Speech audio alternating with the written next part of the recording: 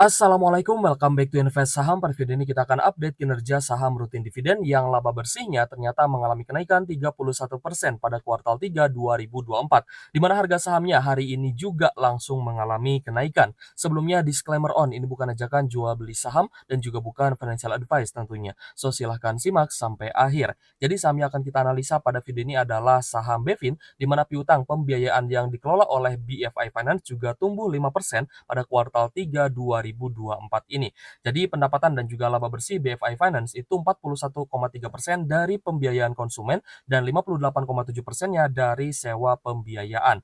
Dan terkait dengan laba bersih ya pada kuartal 3 2024 untuk kinerja Bevin, teman-teman juga bisa baca langsung melalui laporan keuangan guys ya untuk kuartal 3-nya saham Bevin yang bisa teman-teman download juga di Stockbit Sekuritas, aplikasi saham terbaik yang saya gunakan juga untuk investasi dan juga trading saham seperti itu. Oke guys, jadi untuk harga saham Bevin hari ini langsung mengalami kenaikan ya 3,08% di 1005 per lembar sahamnya ya untuk di sesi 1 hari ini. Jadi saat video ini dibuat, Bevin langsung naik ya 3% dari awal sesi tadi. Jadi open di 975 ya guys ya untuk hari ini dan langsung naik 3%-an sehingga kita melihat saham Bevin ternyata langsung diapresiasi oleh investor karena laba bersihnya pada kuartal 3 mengalami kenaikan. Oke, di sini kita akan melakukan analisa guys ya terhadap fundamental Bevin menggunakan fitur yang ada di Stockbit Sekuritas ya, yaitu fitur QStat yang mana setelah rilis laporan keuangan tentunya akan banyak diupdate guys ya di menu QStat ini. Yang pertama adalah dari sisi net income, EPS dan juga revenue untuk kuartal terbarunya dan juga dari sisi valuasi ya guys ya seperti PER, PBV, lalu balance sheet-nya, profitabilitas dan juga lain-lain itu akan diupdate guys. Jadi rasio-rasio fundamental yang ada di Stockbit Sekuritas ini akan terus diupdate seiring dengan rilisnya laporan keuangan terbarunya nanti ya guys ya. Jadi kalau misalkan nanti kuartal 4-nya juga rilis, pasti kita akan mendapatkan notifikasi dan menu QStat di Stockbit juga akan diupdate secara real time. Nah, untuk teman-teman yang ingin mengakses dan juga menggunakan ya fitur QStat yang ada di Stockbit ini, teman-teman harus daftar dulu nih dengan gunakan link yang saya taruh di kolom deskripsi. Nah, oke guys, jadi untuk kuartal 3 ya saham Bevin ini mengalami kenaikan guys ya secara year on year dari 328 miliar menjadi 429 miliar rupiah atau naik 31%. Dan kita lihat secara kuartalan pun ternyata laba Bevin mengalami kenaikan ya dari 324 miliar menjadi 429 miliaran. Nah, tapi kalau misalkan kita lihat estimasi untuk full year net income-nya Bevin ternyata masih di bawah di full year 2023 lalu. Ya di full year 2023 lalu 1,6 triliun dan untuk estimasi full year 2024 hanya 1,4 triliunan saja. Itu karena kita lihat guys ya bahwa di kuartal 1 2023 lalu laba Bevin ini sempat mencapai 509 miliar jika dibandingkan dengan kuartal 1 2024 ya laba Bevin ini ada penurunan guys menjadi 361 miliaran seperti itu. Tapi it's okay guys ya kita melihat bahwa kinerja Bevin ini tiap kuartalnya ternyata terus mengalami pertumbuhan dan kita akan lihat nanti apakah kuartal 4-nya akan terus juga naik ya guys ya akan terus mengalami kenaikan dan tentunya jika laba bersihnya naik maka ada potensi dividen yang lebih besar. Nah, nanti kita akan prediksikan juga ya untuk dividen dari saham Bevin untuk tahun 2025 nanti. Oke guys, secara valuasi ya, PE ratio dari Bevin ya, PER-nya 10,79 kali dengan PBV 1,57 kali. Lalu kita lihat dari sisi profitabilitas ya, untuk net profit margin-nya 33,85% dan saya rasa ini cukup tinggi juga. Jadi wajar ya Bevin bisa bagi dividen dengan yield sekitar 5,47% dan terakhir bagi dividen di 4 Juni 2024 lalu. Dari sisi return on asset 6,56% dan return on equity 15,44%.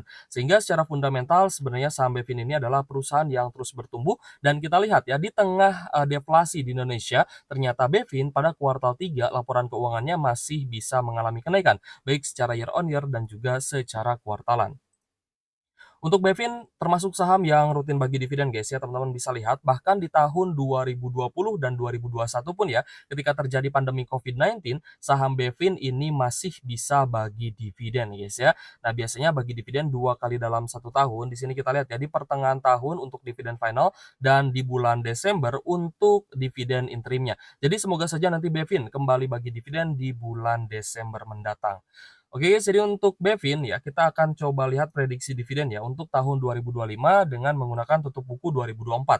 Jadi untuk estimasi EPS-nya adalah Rp93 per saham, tapi kita belum melihat ya, seberapa besar laba bersih dan juga EPS BEFIN untuk kuartal 4-nya. Semoga bisa menyentuh kembali di EPS seratusan ya, seperti di tahun 2023 lalu, seperti itu.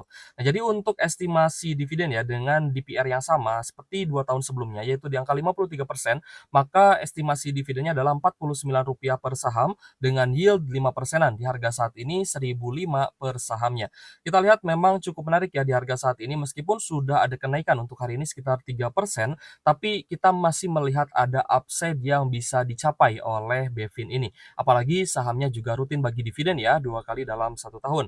Nah, jadikan dividen sebagai sabuk pengaman teman-teman nih dalam melakukan investasi. Jika harga sahamnya ternyata turun setelah teman-teman beli, itu adalah waktunya teman-teman averaging down guys ya. Tapi tetap averaging down kita juga lihat ya apa penyebabnya. Kalau misalkan penyebabnya adalah fundamental, ya maka berarti ada masalah dari sisi kinerja.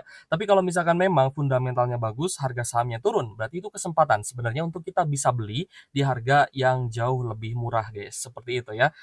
Lalu kita lihat untuk komposisi pemegang sahamnya, di mana ada pengendali yaitu PT Nugraha Capital ya guys ya, memegang 48,15%, lalu porsi masyarakat 43,45% dan ada saham treasury 5,81%.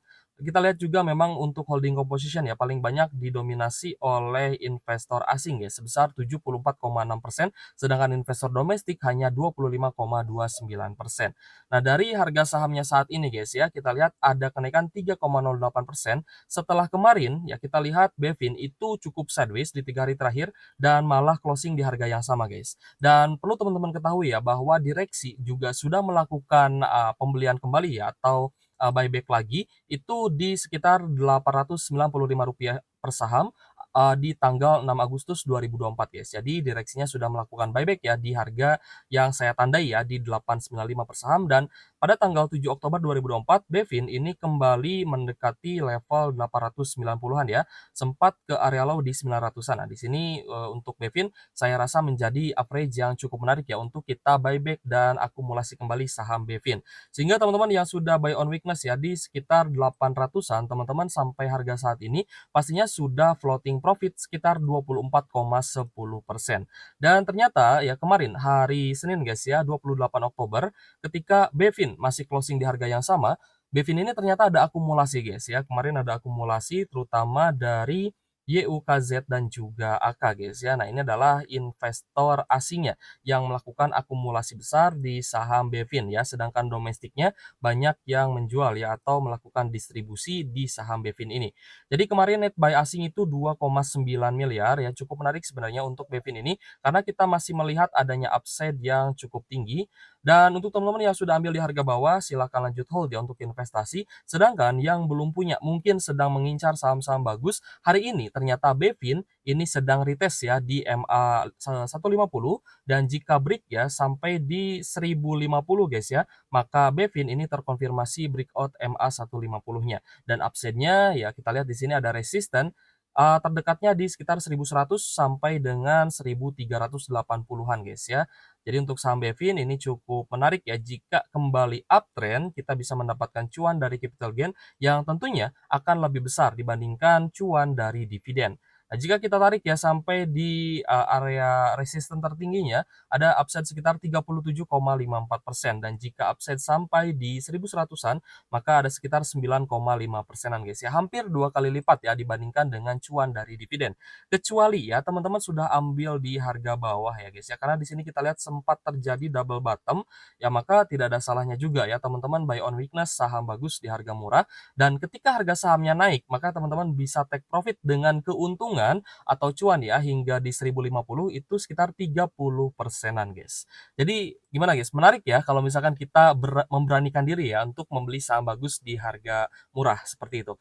Nah, mungkin nanti kita akan coba ya guys ya membahas strategi yang bisa kita lakukan ya dalam melakukan pembelian ya di saham-saham yang sedang turun. Nanti kita akan bahas terkait dengan strategi swing trading guys ya di channel Invest Saham ini.